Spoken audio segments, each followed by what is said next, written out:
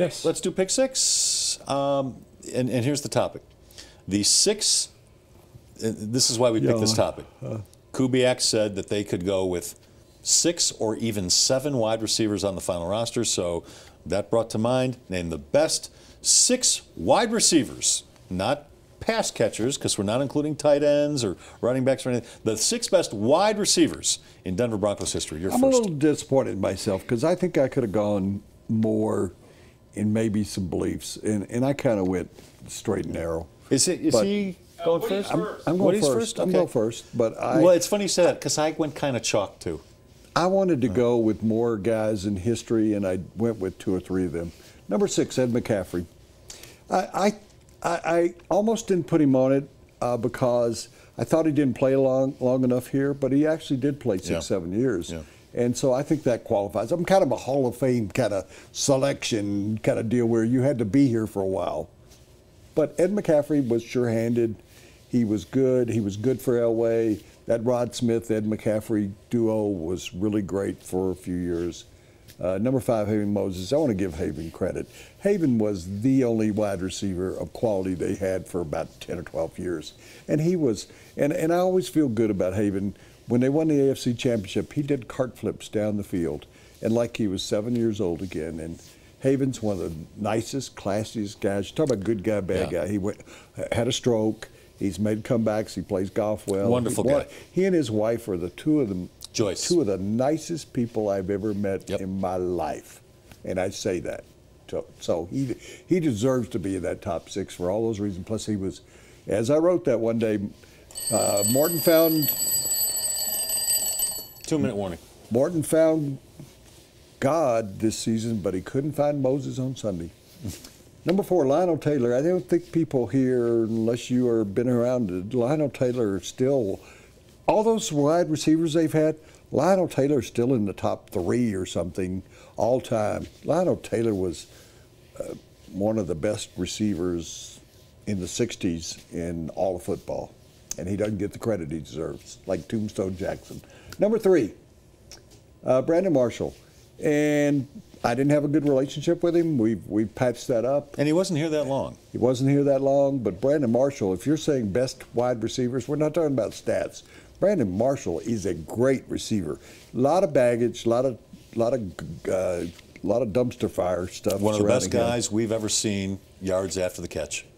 If he had straightened his act out more, he could have been here his entire career and been the greatest receiver in Broncos history. Number 2, Demaryius Thomas. I'm just going to, with a caveat, Demaryius has got to get his act together. I mean, I'm really disappointed. I mean, he's a good guy. He's gone astray a little bit. And I say that. I mean, what I mean by that lost some focus. He just, he got his money. We don't want to see you, Demaryius, be one of those guys that get your money and goes, I don't have to do it anymore. I'm going to, be like, he's kind of like Les when the check comes. Okay, number 1, Rod Smith.